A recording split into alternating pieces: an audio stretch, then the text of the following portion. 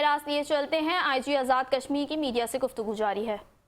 دیکھنا تو آج دیکھ لیں، میری سپاہ ہم 4 جنازے اٹھانے کے باوجود یہ چھاتی تان کے کھڑے ہیں اور یہ سینہ تان کے کھڑے ہیں کہ ہم اس جگہ کی شرپسندوں کے خلاف اس کے ایک ایک انچ کی انشاءاللہ حفاظت کریں گے۔ یہ چند ایک ایسے لوگ ہیں جو اپنے ذاتی ایجنڈے پہ اور کسی اور کے ایجنڈے کے اوپر آزاد کشمیر کے امن کو خراب کرنا چاہتے ہیں، آزاد کشمیر کے معصوم بچوں کو ورگلا رہے ہیں۔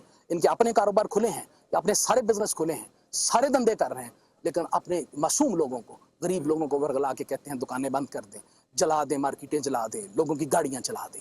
تو یہ کھلی دہشت گردی ہے اور ہم اس علاقے کا، اس خطے کا امن، سلامتی اور سکون یہ تباہ نہیں ہونے دیں گے۔ اس کے لیے ہمیں خون کا آخری قطرہ تک بہانا پڑا تو ہم بہائیں گے انشاءاللہ۔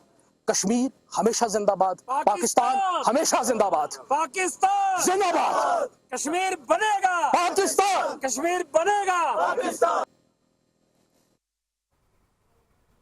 آزاد کشمیر میں شرپسندوں کے ہاتھوں شہید ہونے والے 4 پولیس اہلکاروں کی نماز جنازہ میں شرکت کے بعد آئی جی آزاد کشمیر کی میڈیا سے گفتگو جاری تھی۔ انہوں نے کہا کہ پرتشدد حملوں میں پولیس کے 3 اہلکار شہید اور سیکیورٹی فورسز کے 42 اہلکار زخمی ہوئے۔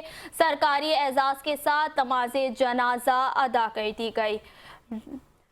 راولہ کوٹ میں شہید ہونے والے 4 پولیس اہلکاروں کی نماز جنازہ سرکاری اعزاز کے ساتھ ادا کی گئی۔ اس موقع پر آئی جی آزاد کشمیر کا میڈیا سے گفتگو کرتے ہوئے کہنا تھا کہ سیکیورٹی فورسز نے پیشہ ورانہ طرز عمل سے امن و امان کو برقرار رکھا۔ شہریوں نے قلعدم عوامی ایکشن کمیٹی کے احتجاج کو مسترد کر دیا۔ آئی جی آزاد کشمیر کا مزید کہنا تھا کہ سیکیورٹی فورسز آزاد کشمیر میں امن و امان کو یقینی بنانے کے لیے پرعزم ہے۔ ریاست کے امن اور عوامی سلامتی کو چیلنج کرنے والے پرتشدد عناصر کے خلاف کارروائی جاری رکھی جائے گی۔ راولہ کوٹ میں قلعدم عوامی ایکشن کمیٹی کے پرتشدد حملوں میں شہید اہلکاروں کی نماز جنازہ سرکاری اعزاز کے ساتھ ادا کر دی گئی۔